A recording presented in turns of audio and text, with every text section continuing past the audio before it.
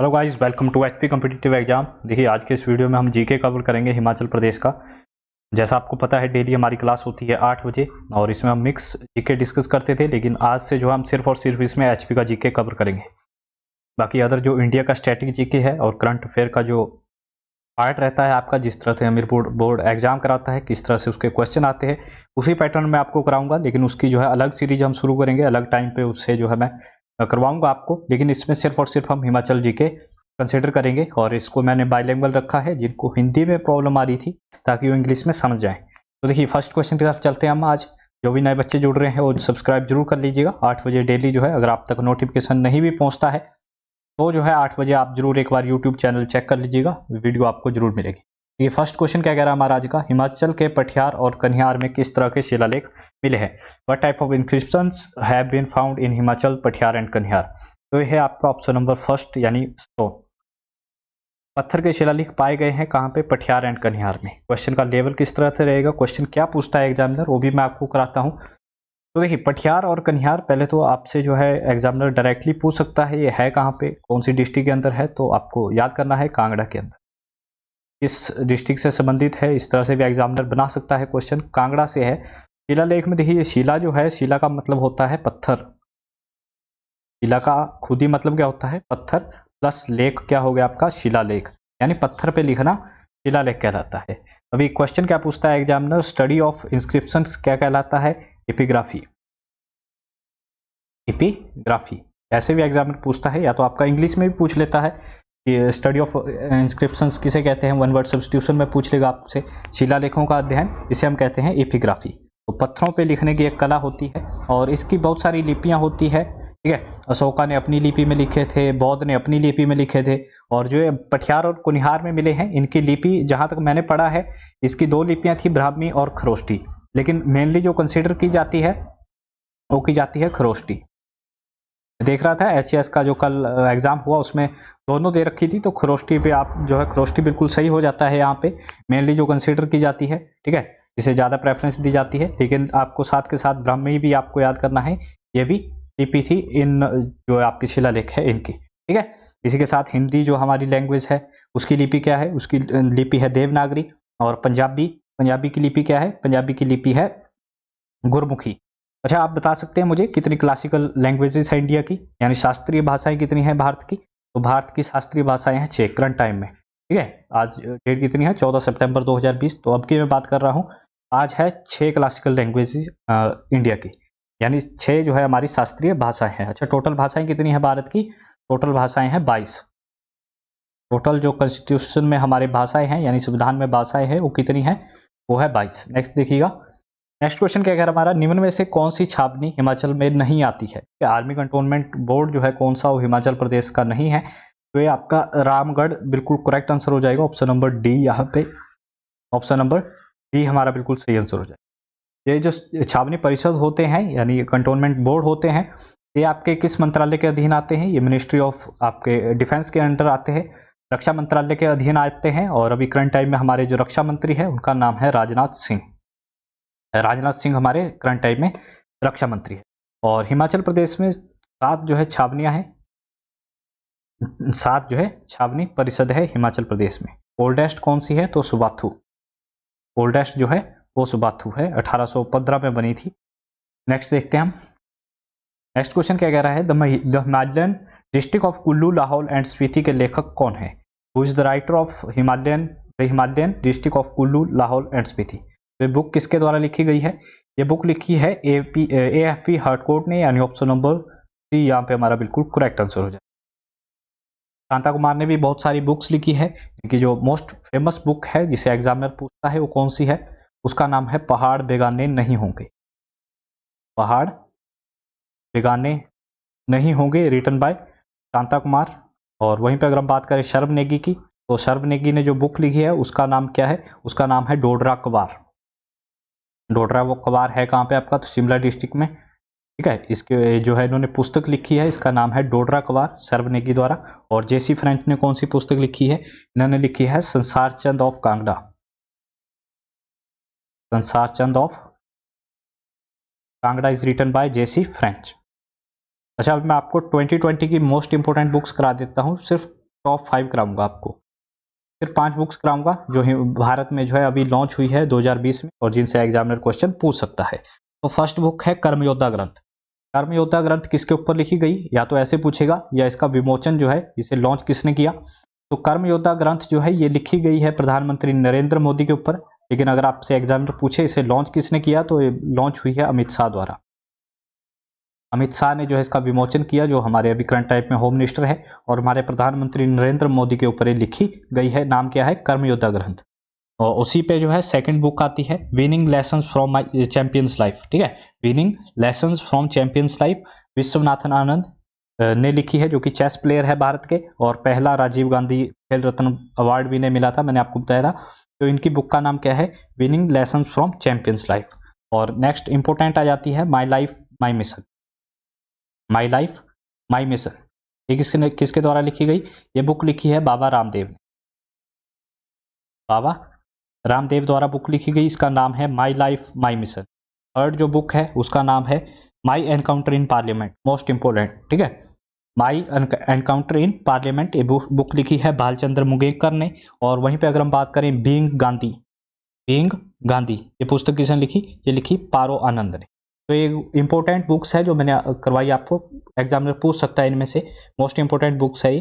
मैं ज़्यादा नहीं करवाऊंगा क्योंकि आपके जो है हैवी हो जाएगा, इतनी बुक्स आप एक टाइम पे याद नहीं कर सकोगे। ठीक है, जिस तरह से मैं आगे आगे क्वेश्चन कराता रहूंगा आपको क्वेश्चन से रिलेटेड फैक्ट भी कराऊंगा और उसी से रिलेटेड जो है चीज़ें करवाऊंगा, ताकि आपको जो है याद कर रहने में आसानी हो। नेक्स्ट देखिएगा, नेक्स्ट क्वेश्चन क्या कह रहा है, बिलासपुर को हिमाचल प्रदेश में कब जोड़ा गया था। When was Bilaspur added to Himachal Pradesh. तो हिमाचल में ऐड किया गया था बिलासपुर को कब, 1 जुलाई 1955 में 54 में सॉरी 1 जुलाई 1954 में जो है हिमाचल में ऐड किया गया था बिलासपुर को। अब हुआ क्या था इसके लिए, संतराम कांगा करके एक नेता थे, का नाम क्या था, एक नेता थे संतराम कांगा।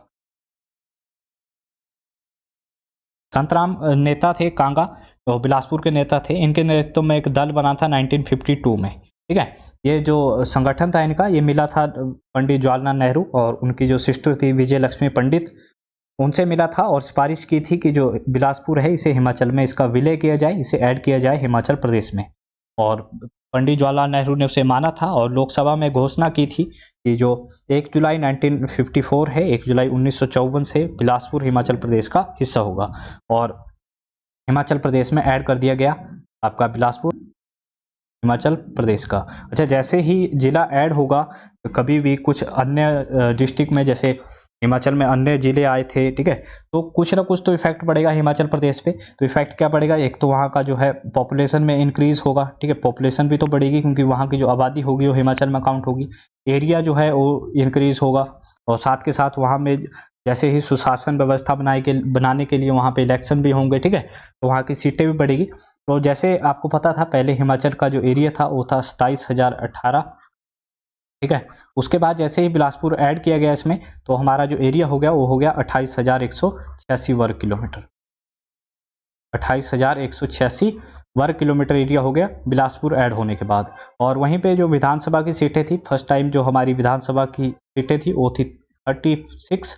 और जैसे ही बिलासपुर को हिमाचल में विलय हुआ, बिलासपुर ऐड किया गया हिमाचल प्रदेश में, तो हमारी विधानसभा की सीटें कितनी होगी बढ़ के 41। ठीक है, इतना आप यहाँ से याद रखोगे। नेक्स्ट देखिएगा, नेक्स्ट क्वेश्चन क्या है, where is the institute of Himalayan bio resource technology located. ठीक है, institute of Himalayan bio resource technology कहाँ पर स्थित है, जैसे नेशनल बायोलॉजिकल लैब भी हम कह देते हैं। तो यह है आपका पालमपुर के अंदर, ऑप्शन नंबर कौन सा, बी यहाँ पे बिल्कुल करेक्ट आंसर हो जाएगा। पालमपुर के अंदर लोकेटेड है, 1983 में बना था, 1983 में जो है एस्टेब्लिश्ड हुआ था।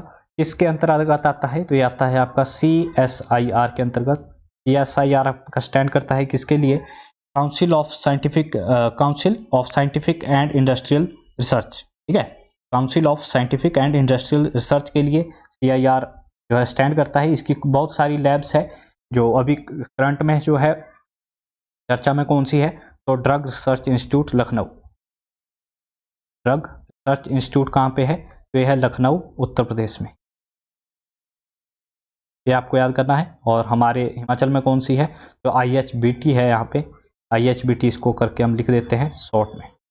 IHBT कहाँ पे है, आपके पालमपुर में है, ठीक है, हिमाचल प्रदेश में। और वहीं पे अगर ड्रग रिसर्च इंस्टीट्यूट की बात करें, ये है लखनऊ, उत्तर प्रदेश। नेक्स्ट क्वेश्चन देखिएगा, हिमाचल के किस भू क्षेत्र को अल्पाइन क्षेत्र के नाम से भी जाना जाता है? Which land area of Himachal Pradesh is known as alpine region? तो अल्पाइन रीजन के लिए हम किसे जाने जाते हैं? तो ये ग्रेटर हिमालय, यानी ऑप्शन नंबर कौन सा, ग्रेटर या आउटर हिमालय, बाहरी हिमालय, ऑप्शन नंबर सी यहाँ पे बिल्कुल सही आंसर हो जाएगा हमारा। अच्छा, आपका जो 350 नहीं 3500 मीटर की जो हाइट के ऊपर जो है ये पाया जाता है, ये रीजन जो है किस हाइट से ऊपर है? 3500 मीटर, 3500 मीटर से ऊपर का जो रीजन है उसे हम आउटर हिमालयस या बाहरी हिमालय के नाम से जानते हैं। और आपका किन्नौर हो गया, लाहौल स्पीति हो गया, ठीक है, चंबा का पांगी एरिया हो गया, ये इस एरिया में आते हैं। और यहाँ का एवरेज जो टेम्परेचर है वो एवरेज टेम्परेचर है आपका 1 डिग्री से लेके 8 डिग्री सेल्सियस तक। यहाँ का जो औसतन तापमान है वो 1 डिग्री से लेके 8 डिग्री सेल्सियस तक रहेगा। और अगर हम भारत की बात करें, भारत में सबसे ठंडा इलाका कौन सा है? तो द्रास, द्रास जो है सबसे कोल्डेस्ट प्लेस है इंडिया का। और वहीं पे बात करें, इसी है जो है गेटवे ऑफ लद्दाख के नाम से भी जाना जाता है। एग्जामिनर पूछता है गेटवे ऑफ लद्दाख किसे कहते हैं हम, तो यह है आपका द्रास, ठीक है। और हिमाचल का कौन सा है? तो केलोंग। हिमाचल में सबसे कूलेस्ट प्लेस कौन सा है, ठीक है, कोल्डेस्ट प्लेस ये है केलोंग। नेक्स्ट देखिएगा, नेक्स्ट है धुबा देहरू किन्नौरी पहनावा निम्न में से किस का उदाहरण है, ठीक है, किस चीज का उदाहरण है? Dhuba Dehru. Which of the following example is the Dhuba Dehru Kinnauri dress? तो यह है आपकी ऊनी साड़ी यानी वुलन साड़ी, यहाँ पे बिल्कुल करेक्ट हो जाएगा हमारा ऑप्शन नंबर सी, धुबा देहरू, धुबा घेरू, ठीक है। इस तरह से आपको जो है टर्म देखने को मिल सकती है एग्जाम में, क्योंकि इसकी जो एग्जैक्ट इसको क्या बोलते हैं वो तो किन्नौरी लोग ही जानते हैं, लेकिन अब किताबों में जो आपको थोड़ा बहुत इधर उधर जो है स्पेलिंग देखने को मिल सकती है, तो आप इसे जरूर याद कीजिएगा। अच्छा, जो तिब्बती लोग हैं वो किन्नौर को किस नाम से जानते हैं? अभी मैं देख रहा था वहाँ पे आया था जौहर, जो HS का एग्जाम हुआ था उसमें जौहर पूछा था, तो मोस्ट ऑफ द बच्चों ने जो है किन्नौर या लाहौल स्पीति पे टिक किया होगा, लेकिन इसका जो आंसर था वो था मंडी। मंडी को जो है तिब्बती लोग जौहर कहते हैं। और वहीं पे अगर किन्नौर की बात करूं मैं, तो किन्नौर को किस नाम से जानते हो? किन्नौर को कहते हैं खुनु। किन्नौर को क्या कहा जाता है? इसको कहा जाता है खुनु। किन्नौर का जो हेडक्वार्टर है वो है रिकांगपिओ में। और अच्छा, अगर बात करें हम यहाँ पे हिमाचली टोपी या जो किन्नौर की टोपी है, इसे क्या कहते हैं? इसको कहते हैं थोपांग, ठीक है, किन्नौरी लैंग्वेज में कहते हैं थोपांग। और कुर्ते को कहते हैं धम्मू करके, ठीक है, धम्मू करके एक वर्ड है उसे कहते हैं कुर्ता।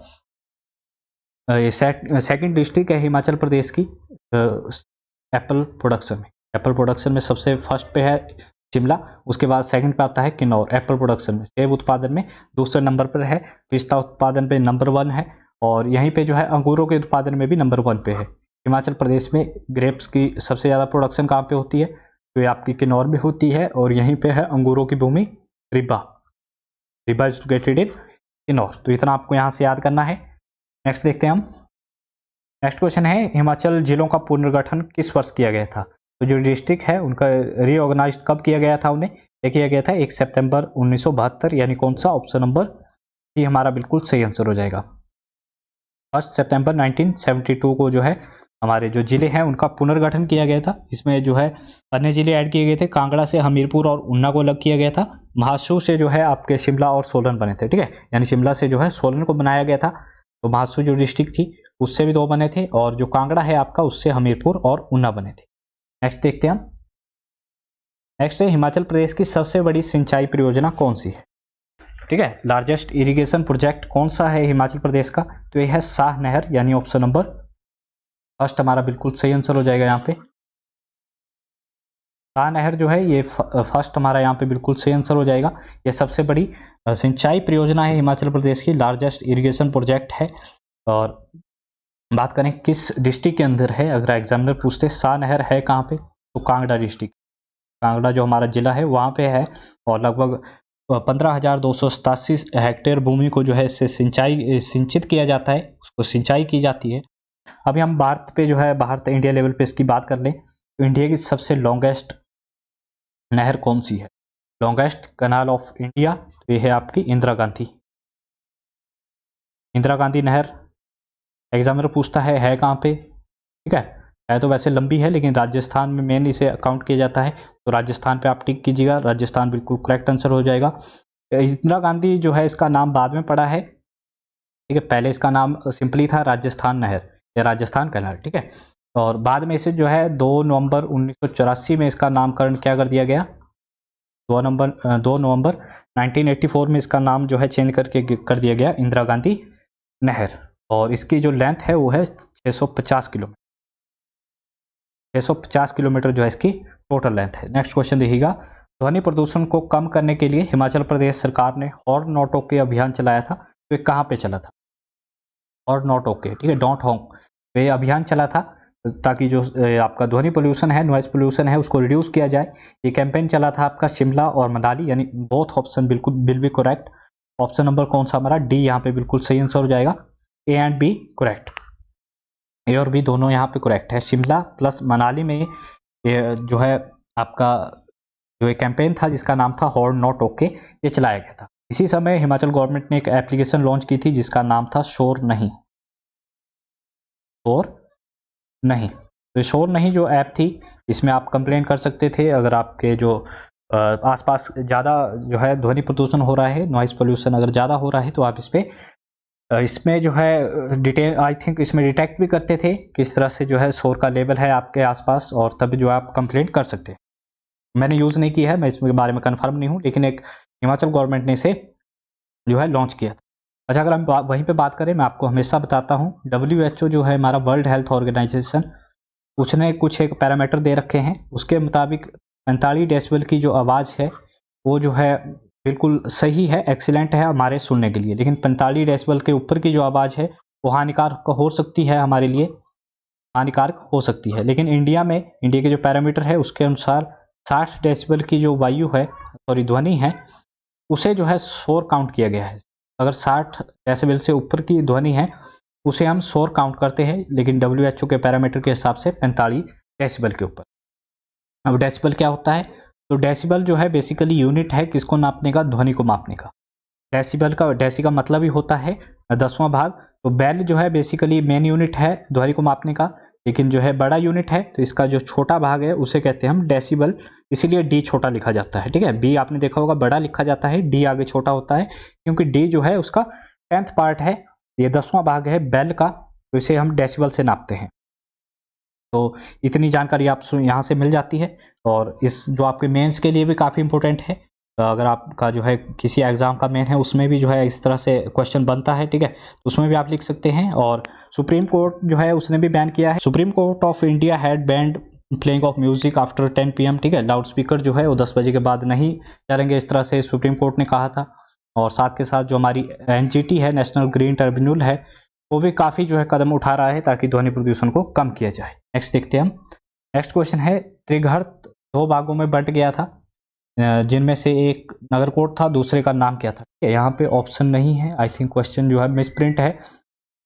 तो जो पार्ट था उसका नाम था नगरकोट, सेकंड पार्ट का नाम क्या था, ठीक है, जो 2 भाग थे, तो दूसरे का नाम था जालंधर, का नाम क्या था, जालंधर।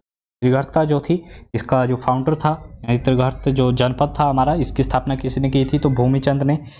और इसके जो एक फेमस राजा थे उसका नाम था सुशर्मा, कौन से नंबर के, 231, ठीक है। महाभारत और कौरवों के साथ युद्ध किया था उसने, तो कौरवों का साथ दिया था। और त्रिघर्ता किन नदियों के बीच में है, एग्जामिनर इस तरह से पूछता है, त्रिघर्ता जो है कौन सी नदियों के बीच में था, तो ये 3 नदियां थी, रावी, आपकी व्यास प्लस सतलुज, 3 नदियों के बीच में था आपका त्रिघर्ता, इनके बीच में था। और वहीं पे अगर हम बात करें पाणिनि, जिन्होंने पहला संस्कृत क्या कहते हैं उसको, ग्रामर लिखा था, ठीक है, पहला संस्कृत व्याकरण लिखा था, फर्स्ट अध्याय जिसका नाम था उसमें भी जो है इसके बारे में वर्णन है त्रिघर्त के बारे में। नेक्स्ट देखते हैं हम, नेक्स्ट क्वेश्चन, आगे के जो क्वेश्चन है वो मिसप्रिंट है, तो नेक्स्ट वीडियो में हम और क्वेश्चन डिस्कस करेंगे। और साथ के साथ मैं आपको बता दूं कि हम जो है MCQ जो है, जो हमारा मिक्स MCQ आता है, उसे भी हम साथ के साथ डिस्कस करते हुए चलेंगे। इसके अलग सीरीज में लेके आऊँगा, उसमें हम इंडिया का GK रखेंगे, प्लस करंट अफेयर रखेंगे, प्लस क्वेश्चन रखेंगे साइंस के आपके। जिस तरह से हमीरपुर बोर्ड एग्जाम कंडक्ट कराता है उसी तरह से मैं कराऊंगा, क्योंकि इंडिया जीके जो है आपको हर जगह मिल जाएगा, बहुत सारे प्लेटफॉर्म पे मिल जाएगा, लेकिन हमीरपुर बोर्ड किस तरह से एग्जाम कंडक्ट कराता है, किस लेवल का पूछता है, वो आपको नहीं मिलेगा। ठीक है, तो वही मैं जो है आपको उस वीडियो में प्रोवाइड कराऊंगा। तो आज के लिए बस इतना ही। आई होप आपको आज का वीडियो अच्छा लगा होगा। So thank you for watching us, have a good day.